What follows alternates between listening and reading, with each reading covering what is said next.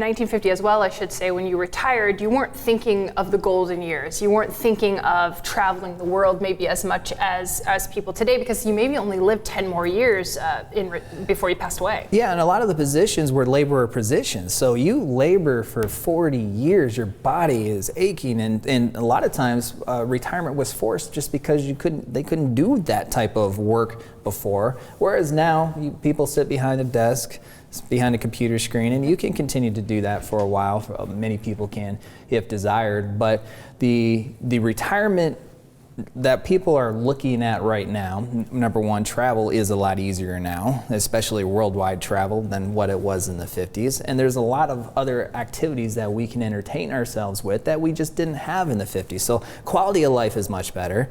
Entertainment options are much better, and people are really excited to get to that time frame where they don't have to wake up and go to work every day. They can wake up and do anything they choose to do.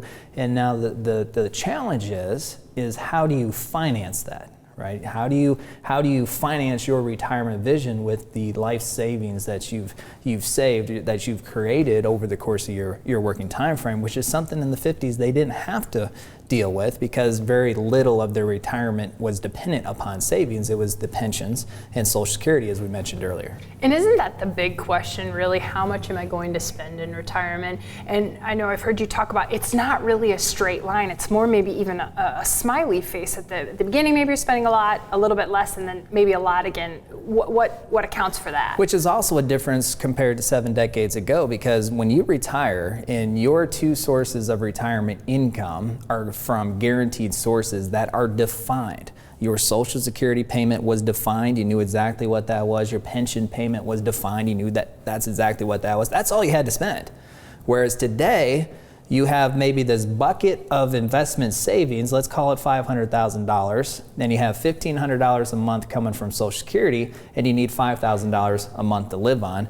Well, in the first 10 years of your retirement, that's the go-go years when you have a lot of energy, you're motivated, you're excited about this freedom of time, and you want to go off and do all these things you never had time to do before. Well, it's really easy then to dip into more of that $500,000 savings than what maybe you should, or the question mark we often get is, can we, right? Can you dip into that savings earlier on into retirement with the idea in mind that after 10 years of retirement, during the slow go years, when you don't have as much motivation, maybe you're not feeling as energetic, that you're not going to need as much money to spend as what you did during the go-go years. So how do you determine what this pot of money, what this bucket of savings can really do for you in the go-go years versus the slow-go years, and then the no-go years? And the no-go years, surprisingly for a lot of retirees, is where they need to spend a lot of money, even more so than the go-go years. Because in the no-go years, this is where the long-term care expenses seem to set in, and the last expense that comes with longevity, where we may not be doing the things we want to do, but we're spending money on the things that we have to spend money on, like the health care and the long-term care. Thank you for watching this clip of Retiring Today. If you have questions about your retirement, schedule a complimentary 15-minute retirement checkup phone call.